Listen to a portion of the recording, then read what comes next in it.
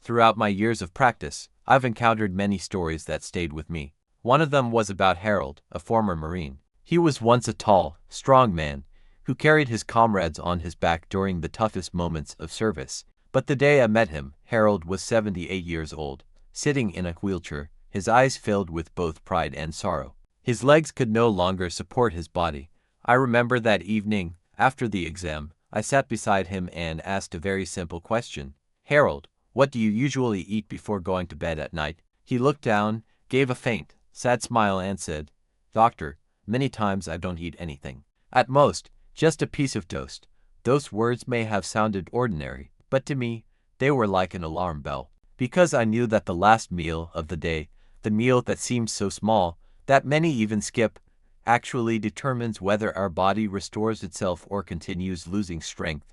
Have you ever felt like Harold? One morning you wake up and your legs tremble more, standing up feels harder. Or when climbing the stairs, you hear your own breath grow heavy and ask, why am I getting weaker so quickly? I want you to know one thing, it's not just aging. Often, it's because your body isn't being nourished properly at the most critical time of the day before you go to sleep.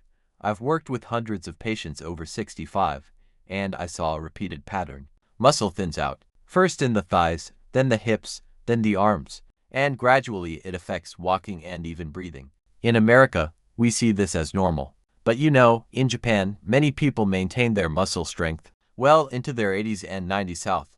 I once visited Okinawa, home to some of the oldest people in the world, and saw men and women in their 90s still, strolling to the market, gardening, and cooking dinner for themselves. I remember visiting a 92-year-old woman at her home. Her dinner was simple, a hot bowl of miso soup, a piece of grilled mackerel, some boiled vegetables, and a handful of edamame. She smiled gently and told me, eating like this gives me the legs to go to the market tomorrow. It sounds simple, but that's the difference. In America, many people eat dinner too heavy, full of red meat, fried potatoes, desserts, or the opposite, too light, just some crackers, a bowl of cereal, or sometimes nothing at all. The result is that the body goes to sleep without the raw materials it needs to repair itself. Imagine a construction site where workers come in for the night shift, but the supplies are gone, only scraps of wood left. What would they build with? Of course, they'd have to tear down old walls to get bricks. That's exactly what happens to our muscles. The body will take protein from your own muscles to feed the heart and brain. And night after night, your strength quietly disappears. English remarkable thing in Japan is that they don't just eat differently, they think differently. They have a concept called shakuiku, which means nutrition education. It's taught from the time children are in school. The Japanese don't just count calories. They teach their children to understand that food is how we keep focus, maintain balance, and preserve strength throughout life, and that's why older adults in Japan still walk with stability, while many Americans of the same age already depend on canes, walkers, or wheelchairs. I also remember a female patient, in her 70s, who came to me always unsteady. She told me that at night she only ate bread with jam, sometimes skipped dinner altogether. I advised her to try changing. Instead of bread at night, have a bowl of miso soup with tofu. Add a soft-boiled egg and some boiled greens. A few weeks later, she came back, held my hand, and said, Doctor, I don't know why, but my legs tremble less. I get up from a chair more easily. You see, that wasn't a miracle. That was timely nutrition. Many people think losing strength is unavoidable with aging. But the truth is, the body is always listening to you, even at 70, 80, or 90. It listens to everything you put in your mouth, every way you end your day. And it responds. If you give your body silence, skipping dinner, or just nibbling a few crackers, it will take your strength away. But if you give it nourishment, a little gentle protein, a warm bowl of soup, a soft egg, your body will respond with restoration. I want you to imagine this. Tonight, when you sit down at the table, you have two choices. One is to continue the old habit, eat just to get by or skip dinner, and tomorrow morning wake up with legs a little weaker. The second is to try one small thing, boil an egg, warm up a bowl of soup, or simply pour yourself a cup of warm soy milk. And then tomorrow morning, when you stand up, you might feel just a little steadier. Small changes like that, repeated over time, are what truly keep us standing strong on our own legs. I say these things not just from books. I've seen them in real life, with my patients, people who came to me with trembling legs, and left with a brighter look in their eyes, just by changing their dinners. So today, as you listen to me, I hope you ask yourself one question. Last night, what did I eat before going to bed? The answer may explain a lot about why you feel tired, weak, or icky in the morning, and it may also be the key to regaining your strength. Little by little, each night, right from the table in your own kitchen. Do you remember Harold, the man I mentioned at the beginning? After that conversation, I suggested he try one small change.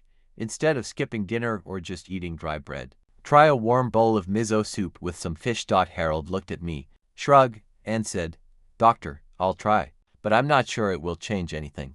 2 months later, he returned to my clinic, still in his wheelchair, but his face looked brighter, his arms firmer, and he said his legs could now support him for a few steps when standing up. He smiled and told me, "Maybe you were right." Turns out that little thing made such a big difference. So, what exactly do the Japanese eat to keep their legs strong even into their 80s and 90s? Today, I want to share with you 6 foods rich in collagen and natural protein, the very things that help your muscles stay protected during sleep. The first thing I want to mention is ocean fish. In Japan, fish is not a luxury food. It's an everyday staple from mackerel and salmon to small sardines. Fish provides easily absorbed protein and is rich in omega-3s, which help reduce inflammation in muscles and joints. I remember a female patient named Martha, age 74, who used to avoid fish because she thought too many bones and a fishy smell. But after trying grilled salmon with lemon, she came to me and said, "Doctor, I never thought fish could taste this good. And strangely enough, my knees hurt less." You see, sometimes better health starts simply by opening your mind to a new food. The second food is miso soup with fermented soybeans. The Japanese eat it almost every day. Miso is not just a seasoning. It contains probiotics, good bacteria that keep the gut healthy. When the gut is healthy, the body absorbs protein better, and that is the foundation for maintaining muscle. Imagine you could eat plenty of meat and dairy, but if digestion is poor, your body won't get much nutrition. A small bowl of miso soup before bed is like sending a message to your body: repair, restore, rebuild. And then there are eggs, a food so familiar, yet often overlooked. I know many older patients avoid eggs because they fear cholesterol. But science today is clear. 1 egg a day is completely safe and even beneficial. The white is rich in protein, while the yolk contains choline, an essential nutrient for memory. I often tell my patients, if you're worried about forgetting your house keys, eat a boiled egg each morning or evening. It's simple and effective. Another food the Japanese love is edamame, young soybeans. They're rich in isoflavones, which protect the heart and strengthen bones. I remember once in Tokyo, I saw an 85-year-old woman snacking on edamame while laughing with her grandchildren. She said, "This is my snack, not potato chips." I thought to myself, if in America our seniors chose edamame instead of cookies or candy, we'd probably need far fewer knee replacements. Fifth, there is seaweed. You might be surprised, but seaweed is an excellent source of minerals from calcium and magnesium to iodine. It nourishes bones and the thyroid, helping the body maintain energy. A male patient in his 70s once asked me, "Doctor, I just can't eat seaweed, it's too strange." I smiled and told him to try chopping it small and sprinkling it over soup or hot rice. A month later, he returned saying, "Now I'm used to it. I feel lighter in my body." Sometimes health comes from the courage to taste something unfamiliar. And finally, we cannot forget green tea. The Japanese don't drink tea as a trend, but as a way of life. Green tea is full of powerful antioxidants that reduce inflammation and protect muscle cells from aging. I often tell my patients, if you replace your evening soda with a warm cup of green tea, you're giving your body a few more years of healthy living. English, you might be thinking, but I'm not Japanese. I live in America, how can I eat like them? The truth is, you don't need to copy everything exactly. What really matters is the spirit, choosing natural, light foods, rich in protein and collagen, and eating just enough so your body has the building blocks to repair itself during sleep. You can replace ocean fish with canned salmon, swap miso soup for tofu stew with vegetables, edamame for green peas, and seaweed for leafy greens. The core idea isn't about eating like the Japanese, it's about nourishing your body the right way. I want you to pause for a moment and ask yourself, what was my last dinner? Was it draining my strength or helping rebuild my muscles? Sometimes, a single simple question can change your entire future. Remember, your body doesn't demand anything extravagant. It only needs small acts of care, repeated every single day.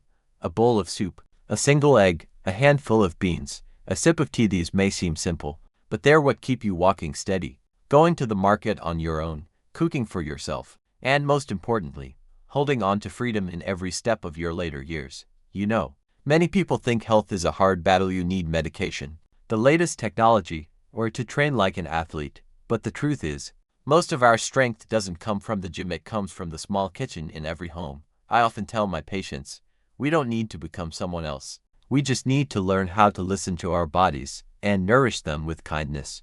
Imagine tonight you walk into your kitchen and open the fridge. In front of you might be a few familiar things: a loaf of bread, a box of cookies, a can of soda, or some vegetables. You stand there, and you have a choice.